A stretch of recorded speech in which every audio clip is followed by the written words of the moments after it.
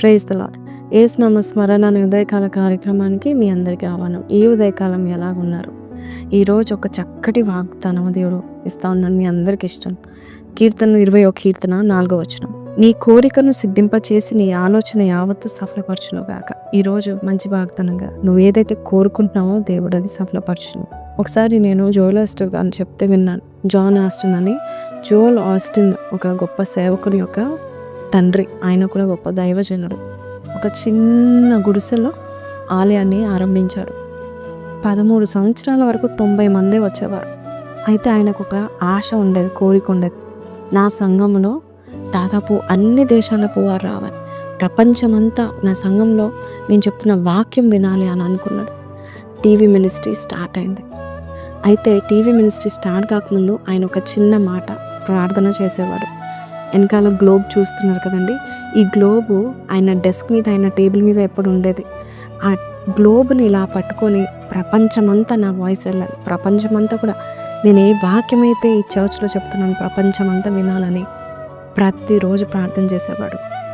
కొన్ని సంవత్సరాలు ప్రార్థన చేసిన తర్వాత దేవుడు ఆయన యొక్క ప్రార్థనను సఫలపరిచాడు. ఎట్లా అంటే ఆయన ఒకసారి కాన్ఫరెన్స్ పెట్టినప్పుడు 150 దేశాల నుండి, 150 ప్రాంతాల నుండి, గొప్ప గొప్ప దేశాల నుండి చాలామంది వచ్చి ఆయన వాక్యాన్ని విన్నారు.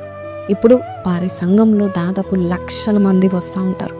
నిజమే, మనము రోజు ఏదైతే ప్రభా నాకు ఇది ఆశ ఉందని నువ్వు అడుగుతూ ఉంటుండగా ఆ విశ్వాసం చొప్పున నువ్వు ఆ క్రియను పెట్టుకొని నీ కళ్ళ ముందు పెట్టుకొని ప్రభా ఇది నాకు దయచేస్తున్నందుకు నీకు వందనాలను చెప్తే నీ ఆశను తృప్తిపరిచే దేవుడు ఉన్నాడు మనకి.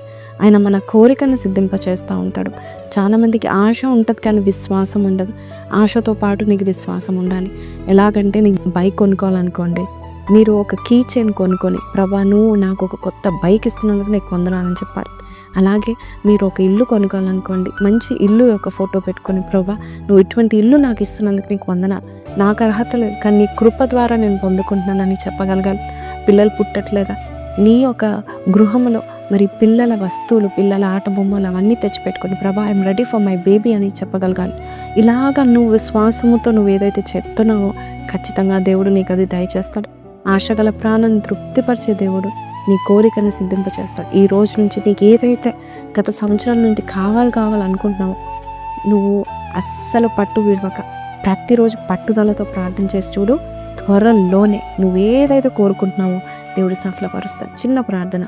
పరిశుద్ధుడ మహోన్నతుడగు తండ్రి, ఈరోజు మాకు ఇచ్చిన వాగ్దానం బట్టి నీకు వందనాలు. దేనికి పనికిరాని మాకు నాయన ప్రభ నా చిన్న చిన్న కోరికలే కాదు, పెద్ద పెద్ద కోరికలు తీర్చే దేవుడవు నాయన ప్రభ. ఈరోజు ఎవరైతే అయ్యో ఎంతో కాలం నుండి ఇది పొందుకుంటే బాగుంటుంది, ఈ ఆశీర్వాదం నాకు వస్తే బాగుంటుందని ఎందరైతే ప్రాధేయపడుతున్నారో వారి జీవితంలో నువ్వు ఇచ్చిన గొప్ప ప్రణాళికలు బట్టి నీకు వందనాలు. అయ్యా ఏదైతే ఇంపాసిబుల్ ఉందని అనుకుంటున్నారో వారు అది పాసిబుల్ చేసేటట్టుగా నువ్వు దీవించి ఆస్వాదించమని నజరేయుడనే పరిశుద్ధ నామమున అడిగి వేడుకొంచున్నాము తండ్రి, ఆమెన్. సో ప్రైజ్ లార్డ్ అండి. All your desires will be fulfilled. కాబట్టి అది దేవునికి చెప్పుకోండి, ఎవరికి చెప్పుకోకండి. మీ చిన్న చిన్న కోరికలు పెద్దవన్నీ కూడా దేవుడు తీర్చునుగాక. ఈ వాగ్దానం మీతో మాట్లాడినట్లయితే కింద కమెంట్లో విశ్వాసంతో రాయండి. All my desires will be fulfilled by my God అని పెట్టండి. Have a blessed day. Praise the lord.